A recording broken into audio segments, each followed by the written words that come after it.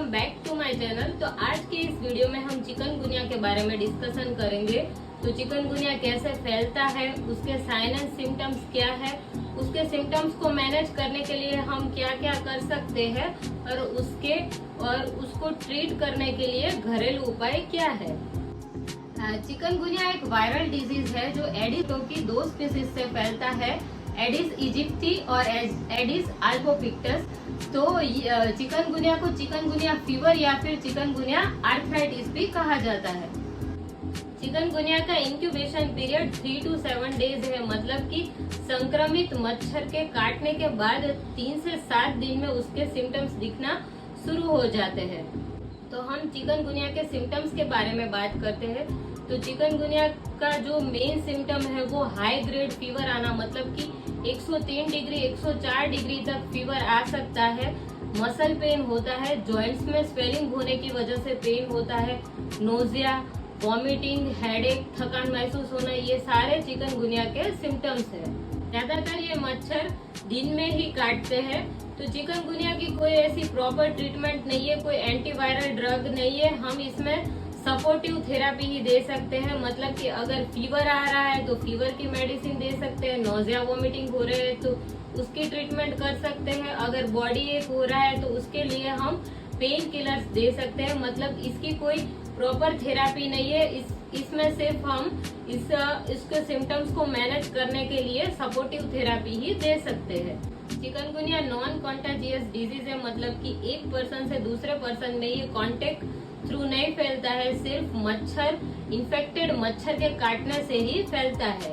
अगर किसी पर्सन को चिकनगुनिया हुआ है और उस टाइम पे कोई मच्छर उसको काटते हैं तो वो मच्छर चिकनगुनिया को स्प्रेड करने के लिए वेक्टर बनते हैं। मतलब कि इस दिन खास ये ध्यान रखें कि मॉस्किटो रिपेलेंट का इस्तेमाल करें, मॉस्किटो स्प्रे का इस्तेमाल करें, नीम कपूर का धूप करें और पूरे कपड़े पहने ताकि आप मच्छरों से बच सके।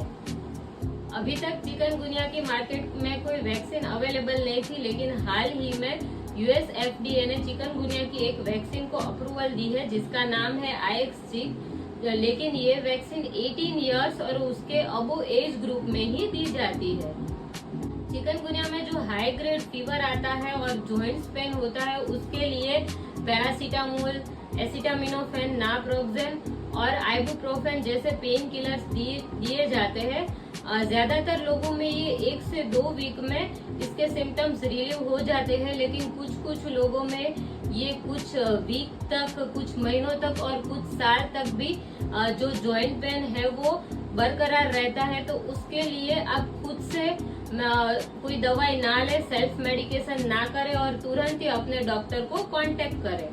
चिकनगुनिया के सिम्टम्स से कुछ हद तक तो हमें ये पता चल ही जाता है कि यही डिजीज है, लेकिन इसके कुछ सिम्टम्स दूसरे वायरल डिजीज से भी सिमिलर है। तो ब्लड कंफर्मेशन टेस्ट करवाना जरूरी है।